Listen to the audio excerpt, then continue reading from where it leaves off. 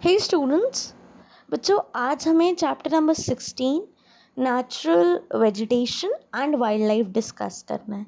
Right, last turn में हमने इससे पहले के दो चैप्टर रिसोर्सेज था चैप्टर हमारा 14 एंड 15 क्या था बच्चों, land soil and water. Right, ये हमने दो डिस्कस किए थे। आज चैप्टर नंबर 16 डिस्कस करेंगे।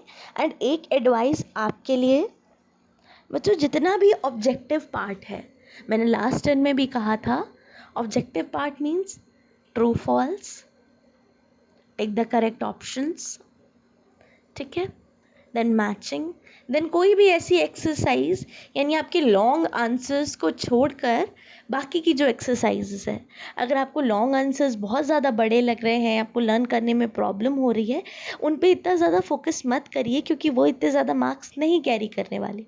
आपका 80 to 90% पेपर ऑब्जेक्टिव टाइप्स में होगा, जिसमें आपको matching, true false, tick the correct options, या short question answers, one word answers, या जैसे यहाँ पे आपकी एक्सरसाइज 2 है, write 3 examples each of the following, बहुत इंपॉर्टेंट है ऐसी एक्सरसाइज, इन पे बेस्ड होगा।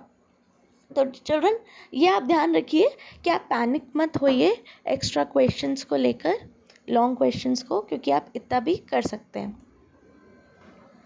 इसके अलावा अगर आप लॉन्ग क्वेश्चन आंसर्स लर्न करते हैं तो वो बहुत ही बेनिफिशियल है, क्योंकि आपके कुछ लॉन्ग क्वेश्चंस भी आएंगे या आ सकते हैं। चलिए अब स्टार्ट करते हैं हम अपना discussion. Tick the correct option. Ebony tree is found in dash forest. कौन से फॉरेस्ट में पाया जाता है ebony tree? Equatorial forest. Clear, first option. Then है which one of the following is not grown in the Mediterranean region. तो ये आपको पता होना चाहिए कौन सी क्रॉप कौन से रीजन में ग्रो होती है। तो मेडिटेरेनियन रीजन में कौन नहीं ग्रो होती? रबर नहीं ग्रो होती। विच one of the following is not a part of the tundra vegetation. कौन टुंड्रा वेजिटेशन का पार्ट नहीं है? आंसर है बीच, BEECH, स्पेलिंग ध्यान रखेंगे। Which one of the following animals is not found in Australia? कौन सा एनिमल ऑस्ट्रेलिया में नहीं पाया जाता? ऑप्शन बी रिया, या रिया, ठीक है, स्पेलिंग ध्यान रखेंगे। Again, the snow petrol is found in Antarctica. Snow से रिलेटेड है ना, आप अंटार्कटिका से रिलेट कर सकते हो।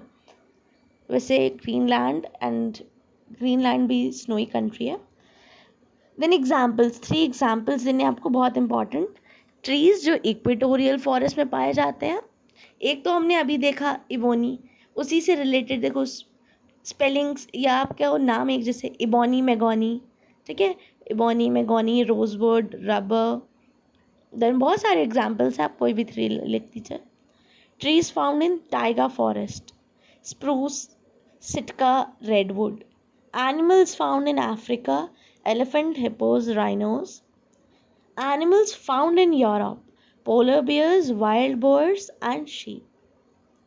इसके अलावा भी एग्जाम्पल्स आप लिख सकते हैं, बट ये ज़्यादा अप्रोप्रिएट या आप कह लो ज़्यादा हैंडी एग्जाम्पल्स हैं, मेन एग्जाम्पल्स, ठीक है।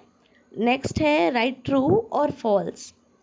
Forest are not found in regions that are too hot और टू कोल्ड, बिल्कुल सही। जैसे हमारे डेजर्ट्स हो गए, हॉट डेजर्ट्स, या कुछ कोल्ड डेजर्ट्स यानी अंटार्कटिका जहाँ बहुत ठंड होती है, वहाँ पे फॉरेस्ट नहीं मिलते हैं। Then teak, sal, sheesham, sandalwood and bamboo are the main trees found in monsoon forest. Correct है ये भी, बिल्कुल। The temperate grasslands in South Africa are called prairies. ये गलत है, साउथ अफ्रीका के ग्रासलैंड्स को हम लोग प्रेरीज नहीं कहते हैं। क्या कहते हैं बच्चों, आप लोग को पता होगा।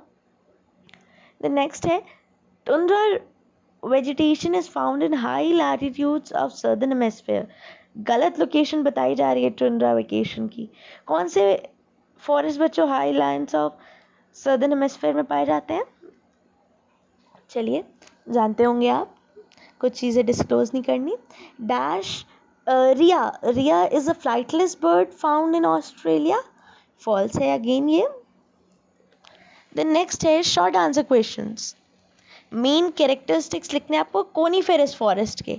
तो कोनीफेरस फॉरेस्ट क्या होते हैं? एवरग्रीन होते हैं, लंबे होते हैं, स्ट्रेट ट्रंक्स होती हैं एंड नीडल शेप्ड लीव्स होती हैं उनकी।